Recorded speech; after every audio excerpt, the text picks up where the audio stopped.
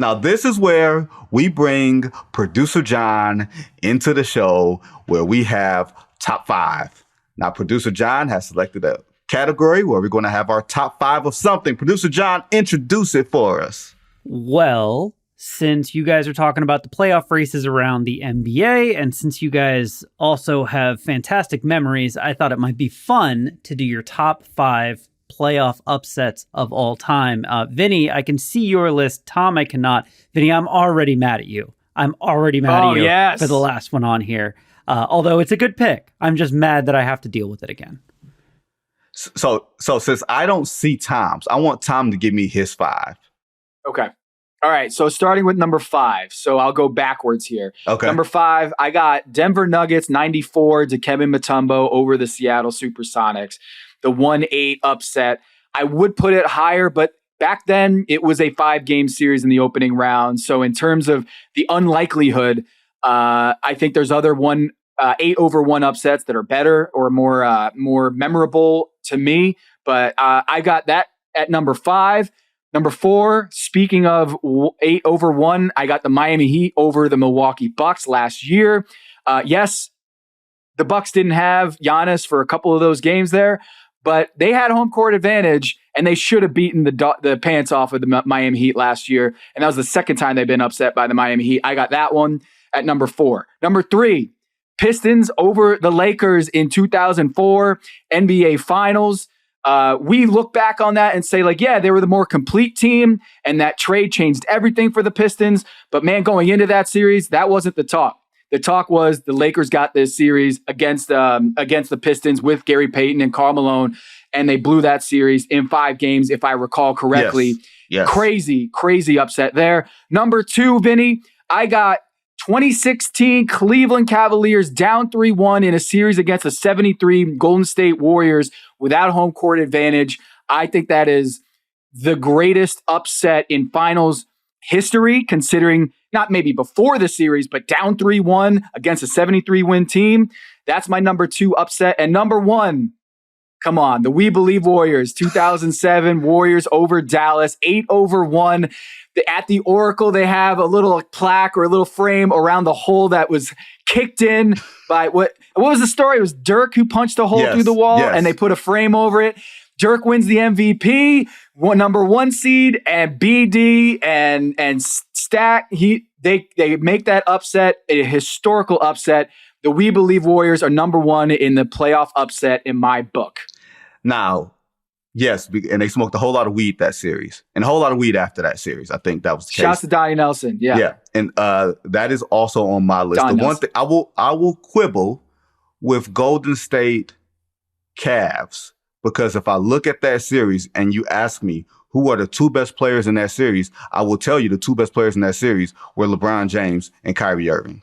That does not feel like quite an upset.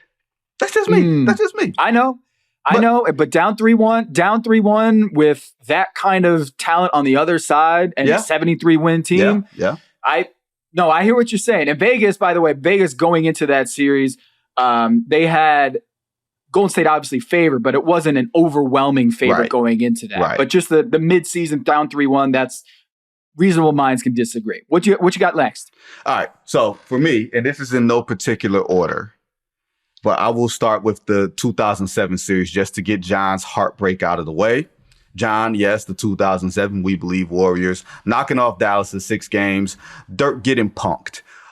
Now, Dirk was able to redeem himself in 2011, and we give Dirk a lot of hell for that series. But baby, that was coaching clinic run by Nelly over Avery Johnson. Poor Avery Johnson. He's never recovered from that series. Now, and y'all know I'm a Wayback Machine person. I go deep into the crates. So here's the rest of my list. Of course, 1994, Nuggets, Sonics, 5-game series.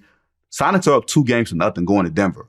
And then that game 5, I think it's on a Saturday afternoon on NBC, the whole thing, all of that. So the Dikembe Mutombo holding the ball, holding it over his head. Iconic, yes. That's iconic. Now here's where things get really tricky for me. 1991, Lakers beating the Blazers in the Western Conference Finals. Why? That Lakers team was dog. Okay, Magic Johnson was old. The Lakers were old. That's why the team that you saw against the 91 Bulls were not the Showtime Lakers. The Blazers had the best regular season team in the NBA that year. They were coming off losing the finals the year before. They looked like the best team, and they melted down. That was that greatest play of all time where Terry Porter misses a jumper. Magic Johnson doesn't want to get fouled, so he grabs the ball, flips it over his head, and just watches the clock run out. Smartest play in NBA history I've ever seen, right? Next, 1989, Bulls Cavs. That's the shot. Jordan over Elo.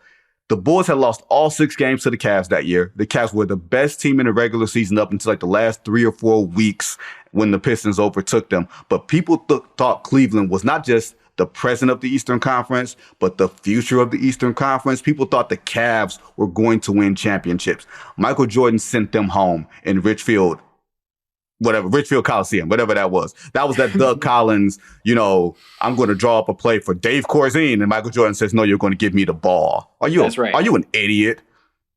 Last one. Wait, hold up. We got to pause here for a second. Yes. You're saying Michael Jordan over the Cavs is one of the greatest upsets in NBA history? Yes. When you say, hey, who are the 2 best players in that Cleveland Golden State finals, you're saying LeBron and Kyrie. Who's the best player in that series? Michael Jordan. Okay, and it's by far, it's not even close. And so you're saying that's one of the greatest upset. Okay, I disagree, Vinny, but These are the days where you played division opponents 6 times in the regular season. That is a huge sample size. They lost all 6 games to the Cavs that year. All 6. And regardless of what you people think, Scottie Pippen was not that guy, especially not then. He wasn't that guy. All right. Michael Jordan hadn't molded that man into a decent player yet. Okay. And if you got Doug Collins, in there saying, we got Michael Jordan on the team, but we're going to call this last play for Dave Corzine, that's coaching malpractice for the entire season. Because we don't know what type of nonsense Doug was pulling off during 82 games.